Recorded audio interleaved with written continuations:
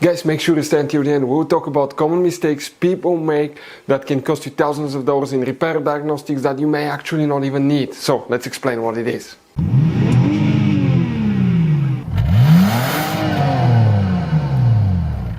Hey guys, welcome back to World Mechanics. Super cool and helpful video for any of you guys trying to find where the EVAP system, also known as Evaporative Emission Control System, fuses and relays are located on Jeep Cherokee, that generation here, from year 2014 to year 2023. Stay with us, we'll explain where you can find them.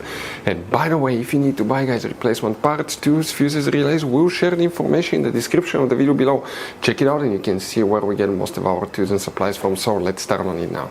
Before we start, guys, let us tell you a little bit about us. Every single car we get here at the garage, we try to make at least 200 to 300 free repair videos, guys.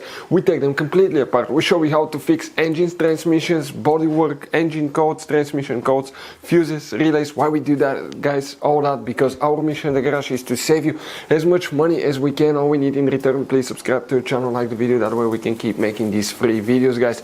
Check out our YouTube channels. That's where, guys, you can find more than 19,000 free repair videos that can save you thousands of dollars in free repair. So let's go ahead and start on it now. So the EVAP system, Evaporative Emission Control System, fuses and relays, let's explain where they're located. But one really quick advice, guys, there will be some hidden fuse boxes in that Jeep Cherokee. That's why we made one special video on our YouTube channel that's called Jeep Cherokee Fuse Box Location and Diagram. Check it out. It's a video people told us saved them thousands of dollars in repairs. We need to go ahead and open the hood. Lucky for us, we'll be working in a fuse box that's very easy to access. This is your engine. On the right side of the engine, that's the driver's side, that's the main engine fuse box. Press the tabs together, lift the cover up, and underneath you're going to find a fuse box with a layout like this one here.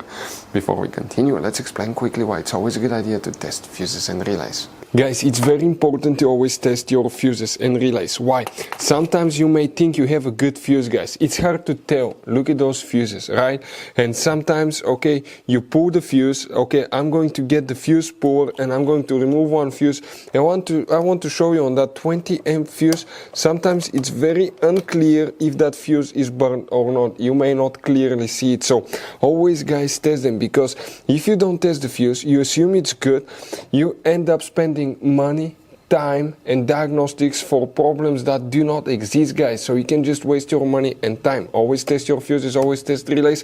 We will put links in the description of the video below where you can find, guys, a video for testing a fuse and testing a relay that will explain everything that you need to do.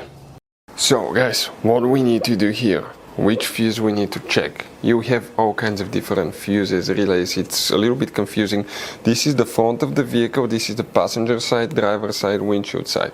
If you come in that row of fuses, guys, right here. Now, let's explain, okay, what you can expect here, because there will be, okay, quite a bit of confusion, guys. But if you come here, the fuse that you may need to check is fuse number 7. So that will be the fuse right here, fuse number 7. Now, if you do not have that fuse, do not freak out. Some year models will have it, some will not. If you don't have it, check, guys, the fuses for the engine computer. Fuses and relays for the engine computer, the video will be on the channel, because some newer years will not have a fuse because it will be controlled by the engine computer. But some older models will actually have that fuse, so that will be the one that you will need to check. Guys, quick advice, this Jeep Cherokee uses all kinds of fuses and relays. We want to show you the different fuses. Those are special fuses right here. You have mega fuses, you have micro 3-blade fuses, you have little mini cartridge fuses, maxi cartridge fuses. Guys, those are super hard to find. If you're in the middle of nowhere, you may have a hard time finding a replacement one, and you may end up being stuck in the middle of nowhere. So buy some, keep some spare ones in the glove box for a peace of mind. We're going to share the information in the description of the video below where you can get fuses, relays at a really good price. That's where we get all our tools and supplies from, guys. If you have any questions, don't hesitate to let us know. If we have time and resources, we'll try to make video for your problem, guys. Thank you for watching. See you next time.